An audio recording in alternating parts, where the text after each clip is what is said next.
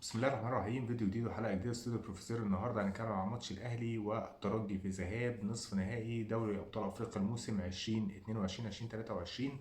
الماتش اللي انتهى بفوز النادي الاهلي بثلاثيه نظيفه فين بقى؟ في استاد رادس. استاد رادس بقى نزهه كرويه للنادي الاهلي. طبعا ناس كتير هتقول لي اصل الترجي بيلعب من غير جمهور، والجمهور ده نص فرقه الترجي، والترجي لو كان معاه جمهور كان لا. الترجي فريق مش قوي خالص. انا بس عايز اسال سؤالي رايح لكل زملكاوي، انت ايه رأيك النهاردة في الترجي؟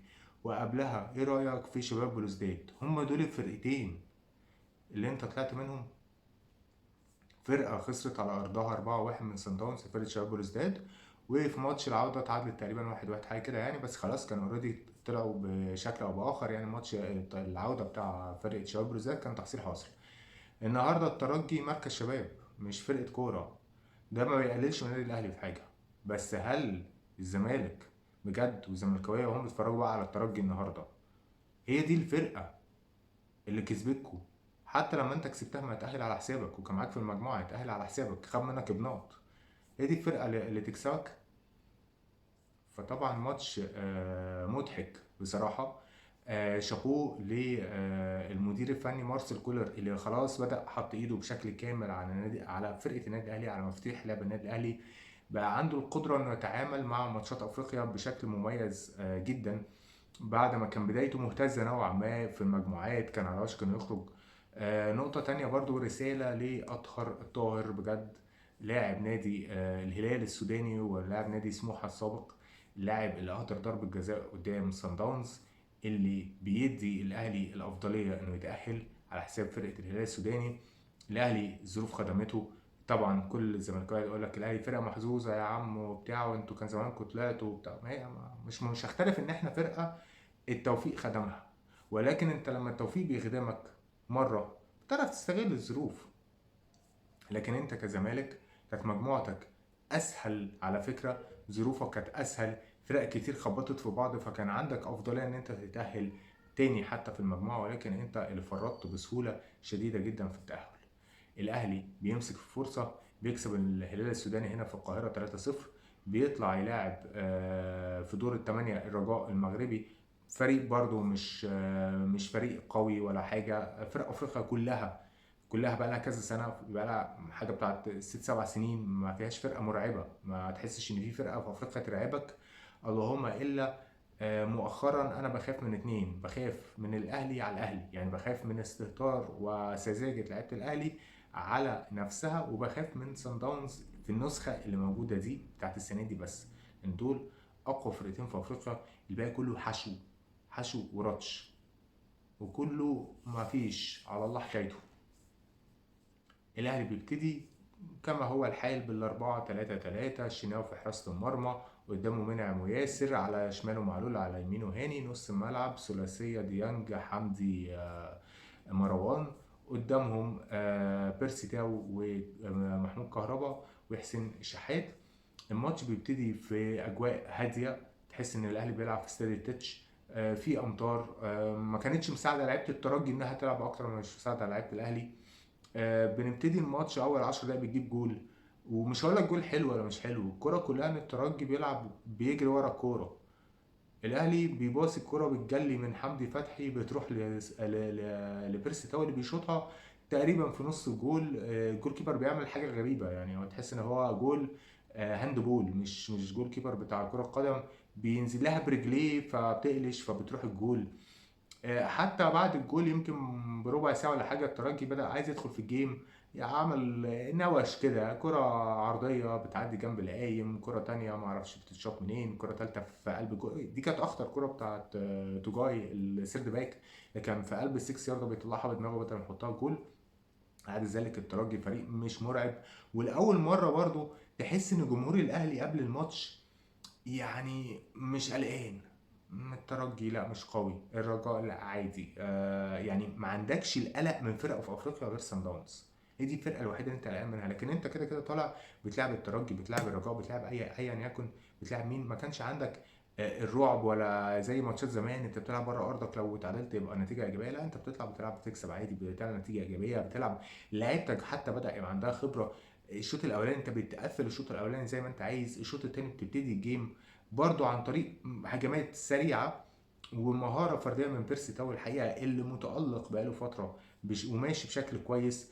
الراجل بياخد الكرة من الوينج اليمين وبيقطم لجوه عشان يعدلها على شماله. هو الراجل اصلا في مشيته دي مستني واحد وينج او وينج مثلا، وينج باك مثلا زي محمد هاني او حسين الشحات، انه يروح ناحيه اليمين بحيث انه يعملها له البينيه اللي دايما كان بيعملها. ما حدش ظهر له، فضل يوسع يوسع يوسع لحد ما لقى نفسه خلاص الجول مفتوح قدامه، بيشوطها بشكل كويس جدا. حط الجول التاني. الجول التالت برده من هجمه مرتده سريعه بتخلص عند حسين الشحات اللي بيعملها بالعرض لكهربا في حلق الجول، بيجيب الجول التالت. الترجي ما جايش خالص النهارده، ما عملش اي حاجه، لا كان قادر يمسك كرة ولا قادر يعمل حاجه. لعيبه النادي الاهلي فرطت في فوز تاريخي تاريخي. يعني انت عملت النهارده فوز تاريخي، بس كان ممكن تعمل تاريخ اكتر منه، كان ممكن تضاعف النتيجه. تغييراتك هي مجرد للتنشيط بس، يعني ما فيش تغييرات تكتيكيه حصلت في الملعب. تغييراتك انت طلعت كهربا وطلعت حسين الشحات، نزلت شريف وطاهر. بعد كده طلعت هاني ونزلت خالد عبد الفتاح. طلعت حمدي نزلت القندوسي. طلعت بيرسي تاو ونزلت احمد عبد القادر. مجرد تغييرات من اجل ان انا بستهلك بس الماتش مش اكتر. ومع ذلك برضو البودلة دول فرطوا في الجونين ثلاثه. طاهر النهارده كان قدامه فرصه انه يباصي للقندوسي، انفراد تام بيضيعوا. بالمناسبه برضه الكهربا ضيع الكوره في الشوط الاولاني، ما تضيعش خالص، حطها بشكل غريب وساذج وعشوائي واستهتار وكل حاجه. كوره انفراد تام، ما حدش مضايقك، ما حدش عامل لك اي حاجه. الكوره جايه بدل ما يحطها بيمينه بيحطها بشماله وتشيب كده. فيعني في استهتار من لعيبه النادي الاهلي حتى النهارده. انت جايب 3 اجوال ومضيع زيهم على الاقل. جوال حقيقيه، الاهلي بيفرط في فوز حقيقي. في سذاجه على مستوى الهجومي في بعض اللقطات بتحصل. تحس ان في بطء برضو، بدل يعني برضو ما عندكش ثقافة ان انت لما تلاقي المنافس بتاعك تعبان تدوس عليه وتموته اكتر واكتر. دايما برضو بتسيب فرصة انك انت بتدخل المنافس بتاعك في جيم. فالترجي النهاردة حاله بجد، يعني انت ما تتمناش لعدوك انه يبقى حاله زي حال الترجي النهاردة حقيقي بجد. يعني مش هتلاقي احسن من كده فرصة. الاهلي ان شاء الله باذن الله بنسبه كبيره هو فرس الرهان في او يعني هو اول المتاهلين لدور الدور النهائي على مواجهه سان داونز. نظريا ان المفروض سان داونز يكسب الوداد رايح راجع يعني، او على الاقل يتاهل مكانهم، فالاهلي هيلعب سان داونز. لكن عمليا انا توقعي الشخصي ان سان داونز ممكن يخرج عادي جدا من الوداد، عادي جدا. ايا يكن وداد سان داونز، انت النادي الاهلي بدات تدخل في لعيبتك بدات تكتسب خبرات افريقيا بشكل كبير. وهي افريقيا ما فيهاش فرقه، افريقيا فرقه ما فيهاش فرقه، هي خبرات انك انت تلعب بره ارضك وعادي من غير ما تتاثر بحاجه. لان انت هنا في مصر ما بتلعبش بجمهور معظم الاوقات. فلعيبتك بدا يبقى عندها الوعي التكتيكي وتقدر تبقى عارفه هي عايزه ايه من الماتش وتعرف تاخده بسهوله. في النهاية بنشكر مارسيل كولر حقيقة ان هو عمل اكتر من حاجة الموسم ده. قدر انه بيدي تقريبا كل الفرقة فرص، يعني كل الفرقة بتاخد فرص. بنشوف ربيعة ونشوف متولي ونشوف ياسر. يمكن ما شفتش ايمن اشرف من اول الموسم، بس هو الحمد لله ان احنا ما شفناهوش. بس بتشوف كل السرد باكان منعم طبعا خد اكتسب خبرات كبيره جدا واكتسب ثقه بوجود مارسيل كولر.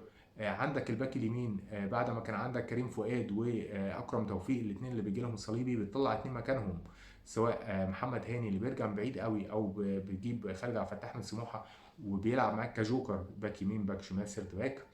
علي معلول ساعات على فترات متباعده بتشوف محمد اشرف نص ملعب. عينك كانت كويسه انك انت تجيب مروان عطيه. حمدي فتحي بيتطور او هو اتطور، بس انا وجهه نظري شايف ان حمدي فتحي اخره الموسم ده وبيعه واكسب من وراه. وفي كلام على بيعه وعرض قطري وبتاع، بيعه ويكسب من وراه لانه كيرفو هيبتدي. اليو ديانج برضو لو جاله عرض فوق ال 5 6 مليون بيعه على طول والدولار يعني وشكله هيرفع، فانت يعني هتجيب غله كويسه. السولية لازم توجد له بديل خلاص. كهربا مش مهاجم يعني. حته كهربا يلعب مهاجم، هو لعيب حشو بيلعب في المكان ده، بياخد الدور ده. شريف بعيد بقاله فتره. شادي مش هتشوفه تاني، ما اعتقدش شادي حسين مش هتشوفه تاني. احمد عبد القادر دينيلسون هو طبعا تحس ان برضه ان الخط الامامي ده هو اتفرض على مارسيل كولر، هو ما كانش ليه اي اختيارات فيه تماما.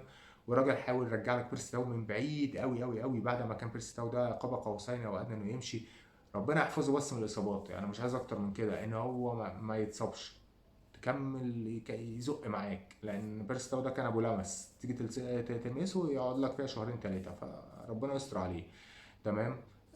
هنشوف ماتش العودة ان شاء الله يوم الجمعة الجاي، وان شاء الله باذن الله الاهلي يتأهل بسهولة، وما بقاش فيه اصابات، وما بقاش فيه خسائر في اللعيبة. على امل ان احنا نتفرج على كورة اكثر ايجابية من لعيبة النادي الاهلي، واكثر استغلالا لظروف اي منافس واقع قدامك. نشوفكم على خير ان شاء الله الماتشات المقبلة. تصبحوا على خير، سلام عليكم.